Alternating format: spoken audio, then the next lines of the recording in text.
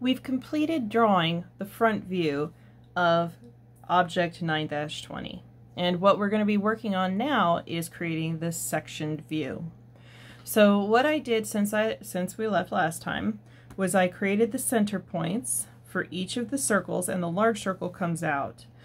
But now, to indicate that I'm going to have a section view, I drew these little arrows that are pointing towards the part, the 3/4 of the object that I'm going to keep.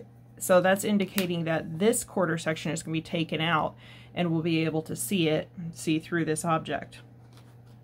I also took the top and bottom of each of my small circles and I transferred them over because I didn't realize that I forgot to do that until I was darkening in my center lines. So I went ahead and did that for us at this point. So the next thing I'm going to do is that we figured out the entire depth was 2 inches and that the object is kind of in 2 different sections, so 1-inch sections. So I'm going to create, I put my pencil down. Okay, I'm going to divide this in half, so making it 2 1-inch sections, and I'm going to transfer that information straight up because that's going to be important in just a minute.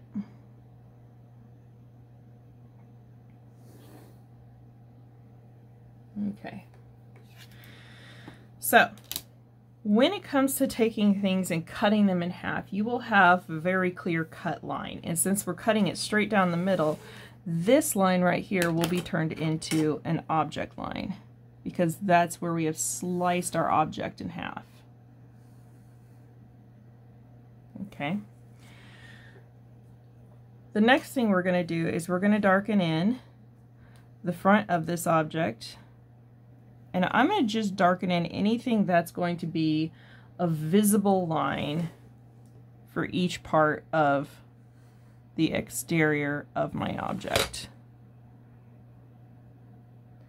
It kind of helps me figure out where my boundaries are, and that will help me decide which lines are going to be object and which lines are going to be hidden lines. Okay, so the entire back is going to be an object line. Okay, just because you've sliced part of it away doesn't mean that this edge back here doesn't exist. Okay, and the entire front of this object is going to be an object line. Okay.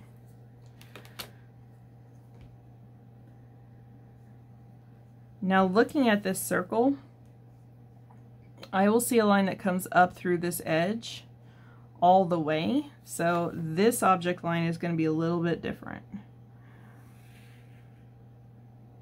Okay. And I'm using a 2H pencil, or an H pencil because that's 2 5/10, to darken these in. It's just I only have the one mechanical pencil, which was a 5H. Here at home. Okay, so when I'm looking at this sectioned out view though, I would see, you know, it doesn't come all the way down to the middle, so that would have to be an object line only from here to here. Now on sides that have been sectioned, there will be no hidden lines on this top part. We'll only have hidden lines on the bottom part. Okay, so that one should help out just a little bit. The next thing I'm noting is that this distance, it says 0.75. So from the very back edge to this thickness of the object is going to be 0.75. Okay, so I'm going to measure over from this edge, 0.75.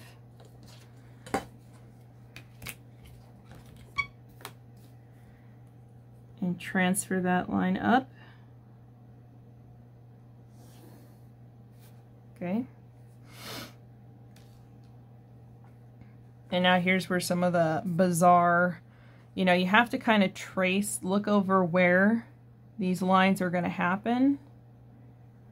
Okay, and turn those into object lines. I can see right here I've got some cleaning up to do because I see some overshot spaces, but I'm going to clean that at the end of my drawing just to save you guys and gals some viewing time.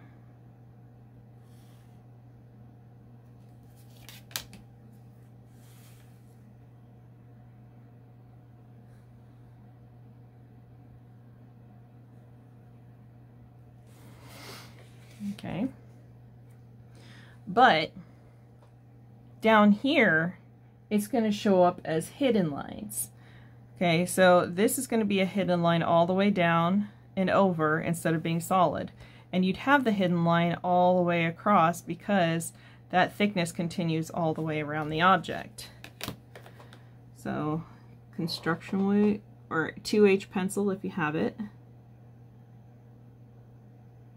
And we're going to be creating dashed, small dashes, about 1/8 of an inch in length, 1/16 inch spacing between.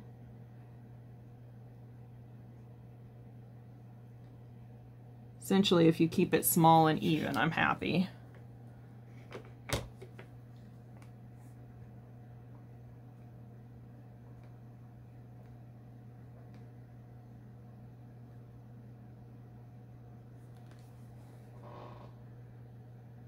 So far, so good. Okay. For this piece up here, we wouldn't be able to see it from the exterior. So I am going to create a hidden line that goes through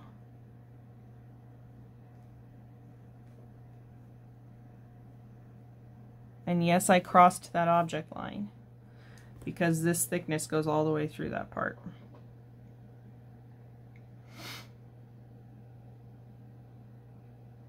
Okay, now we have to account for those small holes, okay, the tiny ones that go through, and again on the bottom part it's going to show up as a hidden lines. So this one you have to be really small with. For the upper and the lower, just have 2 small dashes, and then the center line needs to be used. Okay, so have that extend out.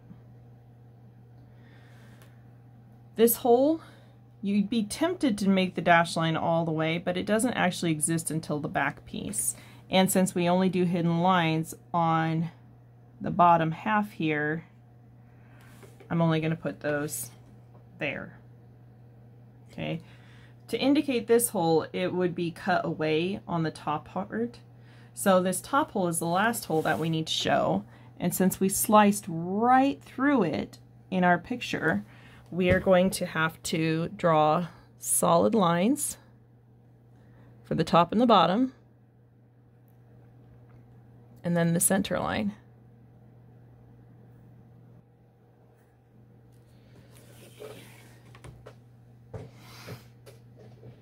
Okay.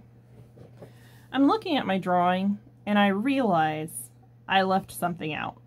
Okay, this little bit of an edge would create a solid line here, so I need to darken that in.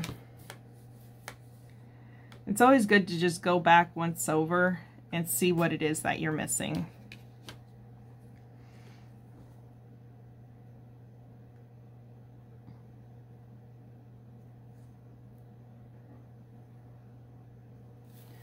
Okay. We are almost there. Did you notice these 45-degree angled lines that are cutting through the object? Those are section lines, and we briefly discussed them at the beginning of the year. But essentially, section lines kind of create the scratch marks that are created by saw blades. And those are, so we use those to indicate where the object has been sliced through a solid part of the object. So when we're going to be going through and doing this, we're going to use our 45-degree triangle, and we are going to try very, very hard to have some evenly spaced, and it should be 2H that you're using, so they should be lighter than object lines but darker than construction lines. And use your 45-degree angle triangle to draw those lines only in the section where a solid object would have been sliced during the sectioning of that view. Okay, remember, drafting is not a race, it's about precision. So I'm just barely scooting my triangle, trying to keep my lines even.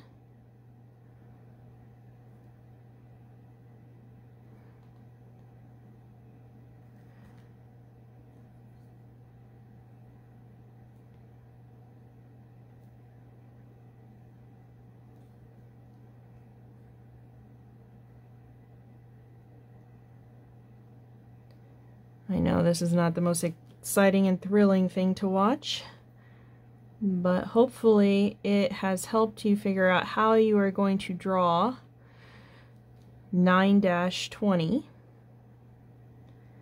And the joy of having this on video is you can pause it and rewind it at any point in case I went too fast, because I do know that I tend to talk quickly when I'm excited about a subject, and I just love drafting. It's very relaxing for me.